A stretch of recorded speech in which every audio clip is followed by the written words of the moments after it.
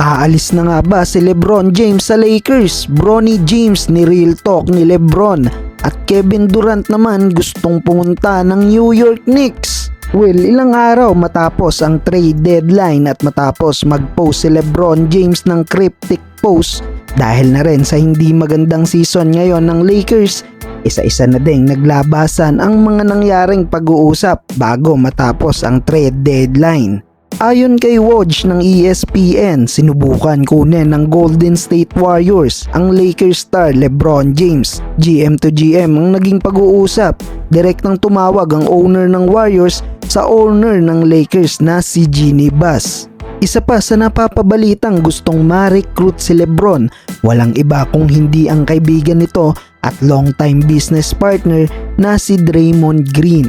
At dahil pareho lang sila ng agent ni The King, agad nagpadala ng mensahe si Green kay Rich Paul upang kumbinsihin si LeBron James na matrade sa Warriors. Pero nagsalita na din si Rich Paul na gustong manatili ni LeBron sa LA Lakers. Isa pa sa mga kupunan ngayon na konektado ang pangalan ni Bronny James ay ang OKC Thunder. Sa nakaraang lumabas na mock drop pang 12 pick ang Thunder.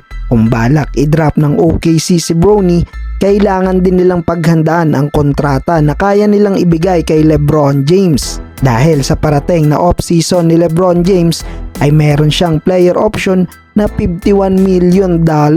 Kung sakali malaki ang kontrata na papakawalan ng OKC Thunder.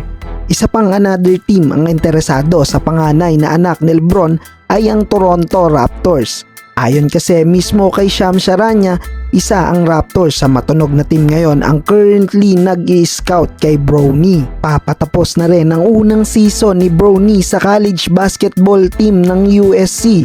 May average si Bronny James ngayong season ng 5.7 points, 2.9 rebounds, and 2.6 assists.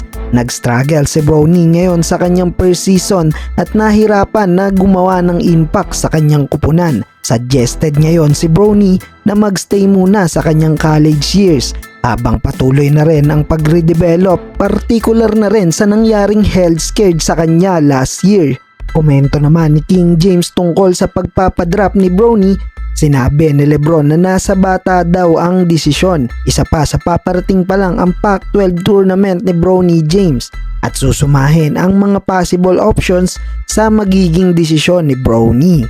Pag-usapan naman natin ang tila pagpaparinig ni Kevin Durant na pumunta ng New York Knicks. Sa boardroom media network ni Kevin Durant at longtime agent nito na si Rich Kleiman, napag-usapan nila ang mismong agent nito at dalawa sa pamilya ni Durant ay gusto siyang mapunta sa New York Knicks bago pa man mabuo ang Big 3 sa Brooklyn Nets nila Kyrie Irving at James Harden. Pero napuno ng drama at controversy ang run nilang ito. Binanggit pa ni Durant na ang pagtira at experience niya sa New York ay talagang hindi mapapantayan. Yeah, of course the next brand like New York. Living in New York made me truly realize that it's the greatest city in the world.